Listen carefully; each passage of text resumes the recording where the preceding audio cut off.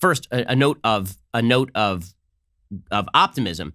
Everybody's kind of looking at the empty shelves right now and freaking out, but the supply chains remain strong. What's happening right now is that you're seeing the first wave of sort of panic buying, people going out there and trying to stock up. Listen, I get it. I've got a family. I want to make sure.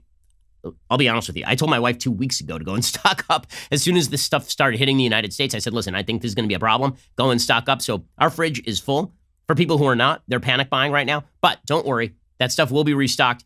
All the idiots out there who are saying things like, this is what a capitalist economy looks like in times of crisis. Yeah, and this is what a socialist economy looks like all the time.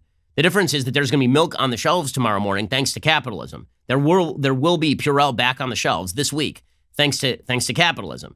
Right? Thank God for capitalism. Thank God for supply chains. Thank God for free markets. The New York Times is reporting the aisles and aisles of empty store shelves give the appearance the United States is running out of food, but the nation's biggest retailers, dairy farmers, and meat producers say that isn't so. The food supply chain, they say, remains intact, has been ramping up to meet the unprecedented stockpiling brought on by the coronavirus epidemic.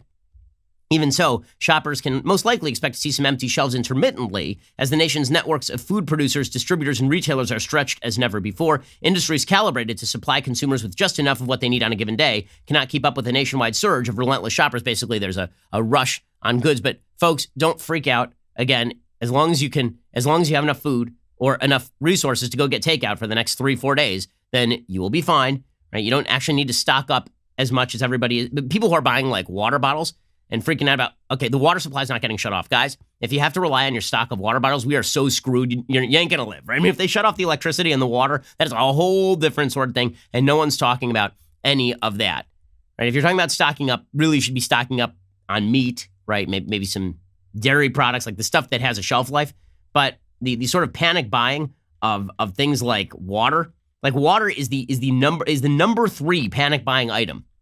Don't be an idiot. Okay, water is not running out, guys. It comes right from your tap. It's free, right? Worst comes to worst, you're going to be able to have water. I understand buying rice and dried beans, right? That makes some sense. Buying pasta, right? That makes some sense. Although, again, that stuff is going to last on the shelves for a long time. But it's fascinating to watch as this sort of stuff. It'll be okay, right? All that's going to happen is going to be okay.